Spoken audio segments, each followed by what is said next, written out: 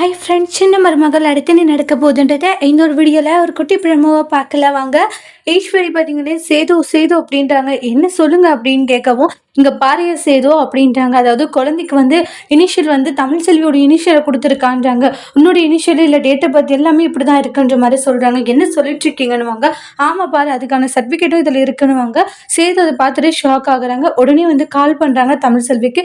கால் பண்ணி என்ன இனிஷியல் வந்து குழந்தைக்கு உன்னது வச்சிருக்கன்றாங்க, எல்லாமே வந்து இப்படி மாத்திருக்கான்றாங்க. ஏன் பையனுக்கும் நீங்க அந்த மாதிரி தானே பண்ணியிருக்கீங்க அப்படின்றாங்க. அப்ப ஏன் குழந்தைக்கு நான் அப்படிதான் பண்ணுவேன்னு சொல்லிட்டு அதை வச்சே பயங்கரமான பிரச்சனை போய்கிட்டு இருக்கு அவங்களுக்கு. எப்படி நீ அப்படி வைக்கலாம், பொண்ணு எனக்கு சொந்தமானதானே, பையனும் எனக்கு சொந்தமானதான், நீங்க எதுக்காக அது மாதிரி பண்ணி எல்லாமே ரெடி பண்ணி வச்சிருக்கீங்க நீங்க அப்படின்றாங்க.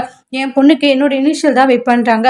யாரையும் நான் கேட்கணுன்ற அவசியம் இல்லை, அது உனக்கு மட்டும் குழந்தை இல்லை சரியா, எனக்கும் தான் குழந்தை, அப்ப ஆண் குழந்தையும் எனக்கும் குழந்தை தான், அதை மட்டும் ஏன் அப்படி என்னை கேட்காம நீங்க வச்சுங்கன்னு சொல்லிட்டு பயங்கர கான்வர்சேஷன் போது நான் மாத்திடுவேன்றாங்க. நானும் மாத்துவேன், எப்படி மாத்துறீங்களோ பார்க்கலாம், என்ன மீறி நீங்க மாத்திடுவீங்களா அப்படின்னு சொல்லிட்டு அவங்களுக்குள்ள பயங்கர ஆர்குமெண்ட் போய் போனை வைக்கிறாங்க. அதுக்கப்புறமா சேதுக்கு பாத்தீங்கன்னா தமிழ் செல்விக்கிட்ட சண்டை போடுறது ஒரே சந்தோஷம் ஈஸ்வரிக்கு. இதை வச்சு பயங்கர பிரச்சனை பண்ணிடலாம்னு சொல்லிட்டு என்னையாச்சு சேதுன்னு வாங்க பாருங்கப்பா, இனிஷியல் வந்து அவளோட இனிஷியல் வச்சிருக்கா குழந்தைக்கு அப்படின்ற மாதிரி சொல்றாங்க. அப்பாவோட இனிஷியல் தானே வைக்கணும் அப்படின்னுவாங்க. ராஜாங்கமும் அதை பார்த்து ஷாக் ஆகுறாங்க. இதை வச்சு என்ன பிரச்சனை வரப்போகுதுன்றதை நெக்ஸ்ட் வீடியோல பார்க்கலாம். தேங்க்யூ.